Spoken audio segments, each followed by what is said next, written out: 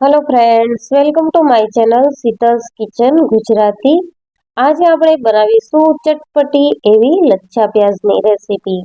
તો ઠંડીની શરૂઆત થઈ ગઈ છે અને ઠંડી હોય એટલે કંઈક ચટપટું તીખું એવું ખાવાનું મન થાય અને એ ખાવાનું ખૂબ જ ટેસ્ટી એવું હોય તો તે વધારે ભાવે. તો આજે આપણે એ રીતે પરફેક્ટ એવા લચ્છા પ્યાઝની રેસીપી હું તમારી સાથે શેર કરી રહી છું. તો મિત્રો રેસીપી વિડીયો એન્ડ સુધી જરૂરથી જોજો અને જો મારી ચેનલ પર નવા આવ્યા હો તો ચેનલને સબસ્ક્રાઇબ જરૂરથી કરજો. લચ્છા પ્યાઝ બનાવવા માટે અહીંયા મેં 5 થી 6 જેટલી ડુંગળી લઈ લીધી છે. તો અહીંયા મારી પાસે મીડિયમ સાઇઝની ડુંગળી હતી તો મેં એ લીધી છે. જો તમારી પાસે મોટી ડુંગળી હોય તો તમે એ પણ લઈ શકો છો.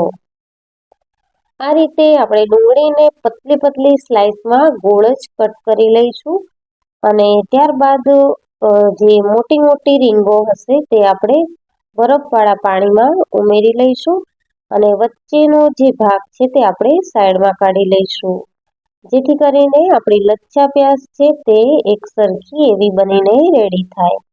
તો આ રીતે મેં બધી જ ડુંગળીમાંથી રીંગો છૂટી પાડી અને બરફના પાણીમાં ઉમેરી લીધી છે અને વચ્ચેનો જે પાર્ટ છે તે મેં સાઈડમાં રાખ્યો છે.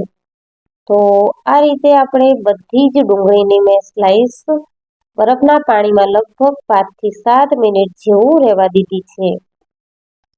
ડુંગળીની સ્લાઇસને બરફના પાણીમાં રહેવા દેવાથી ડુંગળીની સ્લાઇસ છે તે એકદમ ક્રન્ચી રહેશે અને લાંબા ટાઈમ સુધી સોફ્ટ નહીં થાય અને જ્યારે આપણે લચ્છા પ્યાઝ બનાવીશું ત્યારે તે તૂટી પણ નહીં જાય. તો આ સ્ટેપને કરવું ખૂબ જ જરૂરી છે મિત્રો.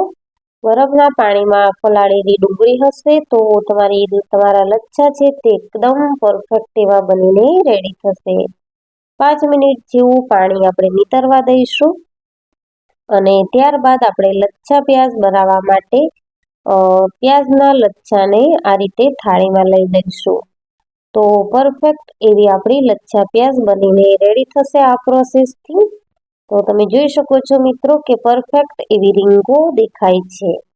હવે લચ્છા પ્યાઝ બનાવવા માટે મસાલામાં સ્વાદ પ્રમાણે મીઠું ઉમેરીશું, અડધી ચમચી જેટલું સંચળ પાવડર ઉમેરીશું, સાથે જ અડધી ચમચી જેટલો ચાટ મસાલો ઉમેરવાનો છે અને અડધી ચમચી જેટલો આપણે કાશ્મીરી લાલ મરચું પાવડર ઉમેરીશું અને છેલ્લે આપણે લીલા ધાણા ઉમેરીશું. સાથે જ અડધા લીંબુનો રસ ઉમેરવાનો છે. બધી જ વસ્તુને આપણે સારી રીતે મિક્સ કરી લઈશું અને આ લચ્છા આપણે બરફના પાણીમાં ડુબાવ્યા હતા એટલે એકદમ ક્રિસ્પી એવા લચ્છા છે, એટલે આ રીતે ફેરવશું તો પણ તે નહીં તૂટે. 1 થી 2 ચપટી જેટલો આપણે મરી પાવડર ઉમેરીશું. હું પહેલા ઉમેરવાનું ભૂલી ગઈ તો અત્યારે ઉમેરું છું અને બધી જ વસ્તુને આપણે સારી રીતે મિક્સ કરી લઈશું. તો રેડી છે આપણી લચ્છા પ્યાઝની રેસીપી. સર્વિંગ પ્લેટમાં લઈ લઈશું અને લીંબુ સાથે આપણે સર્વ કરીશું.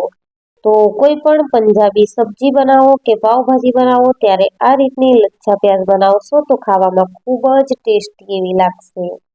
તો મિત્રો, તમને મારી આ રેસીપી કેવી લાગી તે કમેન્ટ સેક્શનમાં જરૂરથી જણાવજો અને જો રેસીપી વિડીયો ગમે હોય તો વિડીયોને લાઈક કરજો, શેર કરજો અને મારા ચેનલને સબસ્ક્રાઇબ જરૂરથી કરજો. આવી જ નવી નવી રેસીપીઓ માટે બેલ આઇકન બટનને પ્રેસ કરજો. Thank you for watching.